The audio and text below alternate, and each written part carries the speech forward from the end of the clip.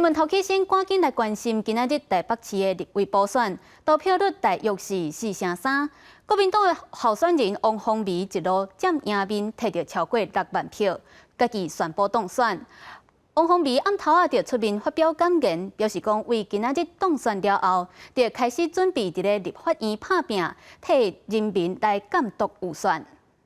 愿意给王宏威这样一个服务的机会。那么大家也知道，这个选区原来是蒋万安市长的选区。那么他在这个选区里面他事实上是非常认真勤快，而且问政的成绩也非常好。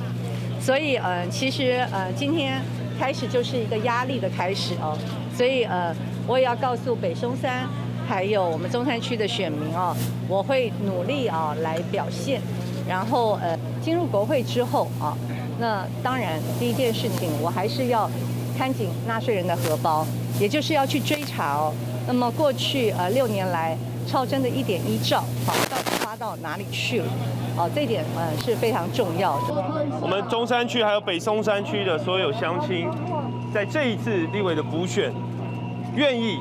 给宏威机会，愿意相信万安，也对我们有非常深的期待。是王凤薇是表示讲，就任了后第一件要做的代志，就是要监督这个加扣税的问题。伊也针对这摆票数加真暗的状况，回应讲这就是压力，而且是责任的开始主要是讲会参王凤薇一个伫中央，一个伫地方做阵来拍拼。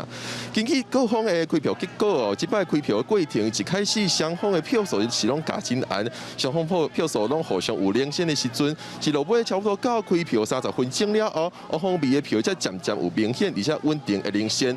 虽然讲台北市今仔日天气状况拢真好，但是根据统计，这摆投票率也是差不多4%2左右。这摆补选的投票率也是无悬以上是公司台记者伫咧王凤薇开票总部的连线报道。